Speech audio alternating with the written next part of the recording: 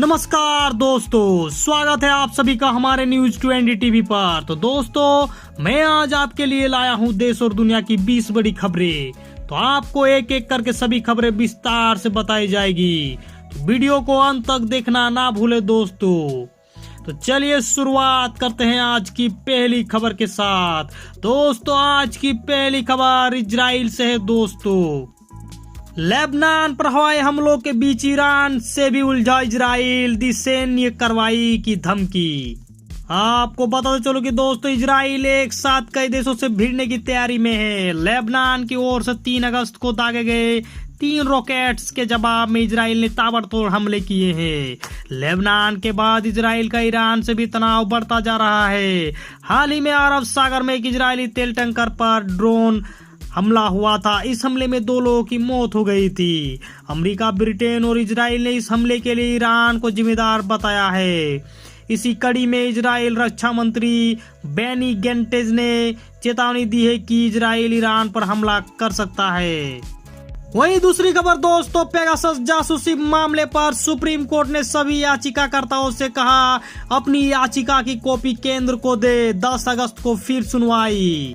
आपको बताते चलो कि दोस्तों, पेगासस जासूसी कांड पर आज सुप्रीम कोर्ट में हम सुनवाई हुई। पेगासस जासूसी मामले में आपको बताते चलो कि दोस्तों, पेगासस जासूसी कांड पर सुप्रीम कोर्ट में हम सुनवाई हुई। पेगासस जासूसी मामले की सुनवाई चीफ जस्टिस एन.वी. रमन्ना और जस्टिस सूर्यकांत की बेंच कर रही है। इस मामले में विभिन्न लोगों और संस्थाओं ने कई याचिकाएं दायर की है। इस मामले में वरिष्ठ पत्रकार एन राम और शशि कुमार, सीपीएम के राज्यसभा सांसद जॉन ब्रिटास और वकील एम.एल. शर्मा ने याचिकाएं दाखिल की है। वही दोस्तों, जम्मू कश्मीर अनुच्छेद 370 हटने के 2 साल पूरे। आपको बताते चलो कि दोस्तों, जम्मू कश्मीर में अनुच्छेद 370 हटाए जाने के आज 2 साल पूरे हो गए हैं। सरकार ने जम्मू कश्मीर को 2 केंद्र शासित प्रदेशों में बांट दिया। इन 2 सालों में जम्मू कश्मीर ने बदलाव के कई चरण देख लिए हैं। यहाँ विकास और रोजगार बढ़ाना सरकार के प्रमुख एजेंडों में एक है। परिसीमन आयोग ने काम शुरू कर दिया है, जिसकी रिपोर्ट के बाद राज्य में चुनाव कराए जाएंगे। वहीं प्रदेशवासियों को इंतजार है कि अब जम्मू कश्मीर को पूर्ण राज्य का दर्जा मिले। वहीं दोस्तों, प्रशांत किशोर ने सीएम कैप्टन अमरिंदर सिंह के सलाहकार के पद से दिया इस्तीफा।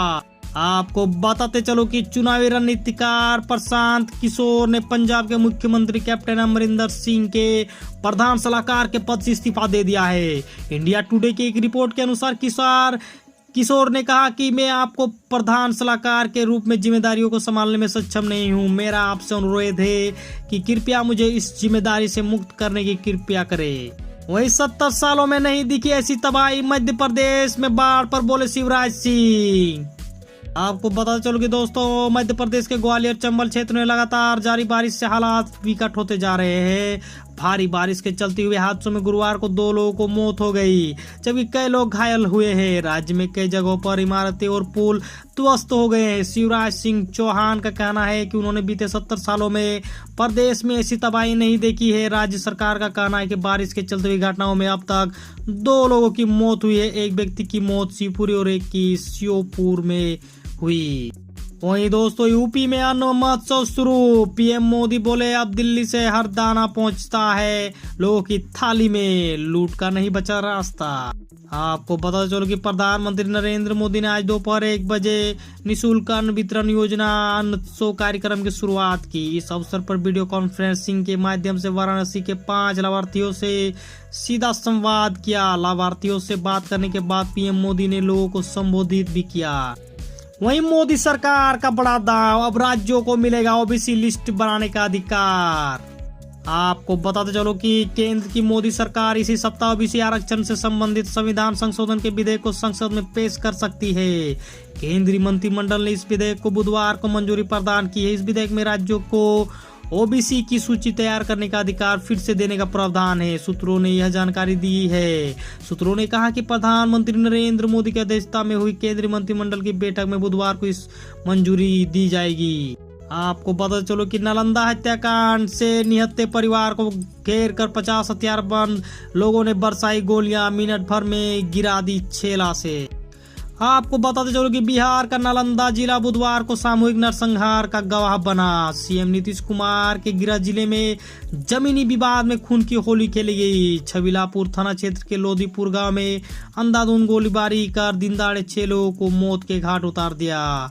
इस हत्याकांड के भयावहता का अंदाजा इसी बात से लगाया जा सकता है कि 5 लोगों की घटनास्थल पर ही मौत हो गई, जबकि 3 बुरी तरह से घायल हो गए। घायलों में से एक की मौत इलाज के दौरान हो गई। वही खबर यूपी चुनाव से दोस्तों, लखनऊ में साइकिल चलाकर कार्यकर्ताओं में जोश भरेंगे अखिलेश, ब्राह्मणों को भी साधने का कोशिश। आपको बता चलो कि दोस्तों, उत्तर प्रदेश में विधानसभा चुनाव करीब आने के साथ ही सियासी दलों ने अपनी पूरी ताकत झोंक दी है। एक बार फिर समाजवादी पार्टी साइकिल यात्रा के जरिए यूपी के सिंहासन पर काबिज होने की तैयारी कर रही है। इसी कड़ी में समाजवादी पार्टी जनेश्वर मिश्र की जयंती पर आज यानी गुरुवार को पूरे प्रदेश में साइकिल यात्रा निकालेगी। वही खबर टोक्यो ओलंपिक से दोस्तों, रवि दहिया को सिल्वर, दीपक पुनिया ब्रॉन्ज मेडल से चुके।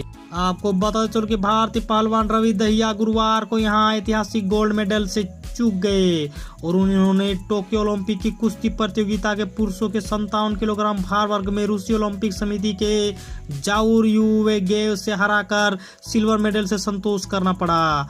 वहीं दीपक पुनिया अपने ओलंपिक पदार्पण में ब्रॉन्ज मेडल जीतने के करीब पहुंचे, लेकिन 66 किलोग्राम के प्लेऑफ में सैन मारिनो के माइलेस नज्म अमीन के अंतिम 10 सेकंड में पटकनी देने से उन्हें हार का सामना करना पड़ा। वही खबर अफगानिस्तान पर हम बैठक में रूस ने भारत को नहीं दिया न्योता, चीन पाकिस्तान यूएस हो सकता है शामिल। आपको बताते चलो कि रूस ने अफगानिस्तान में तेजी से बदलते हालात पर बुलाई एक अहम बैठक में भारत को आमंत्रित नहीं किया। इस बैठक में अब पाकिस्तान, चीन तथा अमेरिका के शामिल होने की संभावना है। इस संबंध में जानकारी रखने वाले लोगों ने बृहस्पतिवार को बताया कि अफगानिस्तान में तालिबान के हमले बढ़ने पर रूस ने हिंसा रोकने और अफगान शांति प्रक्रिया पर जोर देने के लिए युद्धग्रस्त देशों में सभी प्रमुख पक्षकारों तक पहुंचने के प्रयास तेज कर दिए हैं। वहीं अफगानिस्तान में भारत की बड़ी रणनीति अगर हुआ कामयाब तो चीन पाकिस्तान होंगे बैकफुट पर। आपको बता दूं कि अफगानिस्तान आज वैश्विक रणनीतिकार केंद्र बन गया है। जिस अफगानिस्तान में रूस कामयाब नहीं हो पाया, रूस को 10 साल राज करने के बाद लौटना पड़ा। जिस अफगानिस्तान में अमेरिका 20 साल की लड़ाई को बिना जीते लौट जाता है, जिससे अमेरिका की वैश्विक साख को भी नुकसान होता है, उस अफगानिस्तान में तालिबान काबुल के मुहाने पर खड़ा है। वहीं रेप के बाद मेरी बेटी को जला दिया और पंडित जी ने कहा शांति से घर जाओ, मां ने बताई मासूम के अंत की पूरी कहानी। आपको बताते चलो कि राष्ट्रीय राजधानी दिल्ली में 9 साल की बच्ची की संदिग्ध मौत का मामला फिलहाल शांत होता दिखाई नहीं दे रहा है। पीड़िता की मां इस मामले को लेकर आरोप लगा रही है कि उनके बेटी की साथ बलात्कार हुआ और जल्दबाजी में उसका अंतिम संस्कार कर दिया गया। इस मामले पर जारी राजनीतिक बयानबाजी के बीच परिवार लगातार इंसाफ की गुहार लगा रहा है। पड़ोसियों के मुताबिक पीड़ित की मां मंदिर के बाहर भीख मांगने का काम करती है तो पिता बेरोजगार है। वहीं हर युवा के फोन में मोदी ने डाल दिया है पेगासस, लोगों को चुप कराने का खोजा तरीका, राहुल गांधी ने कहा। आपको बता दूं, कांग्रेस नेता राहुल गांधी का पेगासस के मुद्दे पर केंद्र सरकार पर हमला जारी है। गुरुवार को राहुल गांधी ने कहा कि इजरायली सॉफ्टवेयर पेगासस लोगों को चुप कराने का एक टूल है। इंडियन यूथ कांग्रेस के सांसद घेराव के प्रदर्शन को संबोधित करते हुए राहुल गांधी ने पीएम नरेंद्र मोदी पर रोजगार को लेकर भी हमला बोला। राहुल गांधी ने कहा, आपका मोबाइल फोन आपकी आवाज होता है। नरेंद्र मोदी ने सिर्फ मेरे ही नहीं बल्कि हर युवा फोन में पेगासस डाल दिया। वही ट्रायल के लिए समंदर में उतरा पहला देसी विमान वाहक INS विक्रांत, बड़ी नौसैनिक ताकत वाले देश में जुड़ा भारत का नाम। आपको बता चलो कि देश के पहले स्वदेशी एयरक्राफ्ट कैरियर IC-1 जिसे INS विक्रांत के नाम से जाना जाता है, उसने समंदर में अपने कदम रख दिए हैं। INS विक्रांत का सी ट्रायल बुधवार को शुरू हो गए। भारतीय नौसेना ने इसे देश के लिए गौरवान्वित करने वाला और ऐतिहासिक पल करार देते हुए कहा कि भारत उन चुनिंदा देशों में शुमार हो गया है जिसके पास स्वदेश में निर्माण करने और अत्याधुनिक विमान वाहक जहाज तैयार करने की क्षमता है। वही कर्नाटक में फिर होगा नाटक, कैबिनेट विस्तार के साथ ही पैदा हुई बसवराज बोम्मई की मुश्किलें, बीजेपी में पनपा संतोष। आपको बता दूं कि कर्नाटक के कैबिनेट विस्तार के बाद ऐसा लगता है कि सत्तारूढ़ भाजपा के भीतर असंतोष पनप रहा है। मुख्यमंत्री बसवराज बोम्मई के मंत्रिमंडल में जगह नहीं पाने वाले नेताओं और उनके समर्थकों ने खुले तौर पर अपनी नाराजगी व्यक्त की है। वही सरकार चर्चा को तैयार लेकिन विपक्ष नहीं गंभीर, हमें भी पूछने हैं कांग्रेस से कुछ तीखे सवाल, भाजपा ने कहा। आपको बता दूं कि संसद में लगातार चल रहे गतिरोधों पर भाजपा ने विपक्ष पर कड़ा प्रहार किया है। भाजपा नेता रविशंकर प्रसाद ने पत्रकारों से वार्ता के दौरान साफ कर दिया है कि सरकार चर्चा के लिए तैयार है, लेकिन विपक्ष इसको लेकर न तैयार होए और न ही गंभीर है। वहीं नोएडा से खबर दोस्तों, सुप्रीम कोर्ट ने लगाई फटकार, कहा अंग अंग से टपकता है भ्रष्टाचार। आपको बता दूं, सुप्रीम कोर्ट ने नोएडा प्राधिकरण के खिलाफ कड़ा रूख अपनाते हुए बुधवार को कहा कि प्राधिकरण के चेहरे की नहीं, उसके मुंह, नाक, आंख सभी से भ्रष्टाचार टपकता है। सुपर टेक के नोएडा एक्सप्रेस स्थित एमराल्ड कोर्ट प्रोजेक्ट मामले में अथॉरिटी के अपने अधिकारियों के बचाव करने और फ्लैट खरीदारों की खामियां बताने पर शीर्ष अदालत ने टिप्पणी करते हुए अपना फैसला सुरक्षित रख लिया। वहीं लेबनान ने कर दी बड़ी भूल, रॉकेट हमलों के जवाब में अब भी जारी है इजराइल एयर स्ट्राइक। आपको बता दो, लेबनान की ओर से बुधवार को दागे गए 3 रॉकेट के जवाब में इजराइल ने ताबड़तोड़ हमले किए। इजराइल की ओर से उन रॉकेट्स का जवाब बुधवार को ही दे दिया गया, लेकिन अब गुरुवार को एक बार फिर से उसने एक स्ट्राइक की है। बीते 7 सालों में यह पहला मौका है जब इजराइल ने लेबनान पर एयर स्ट्राइक की।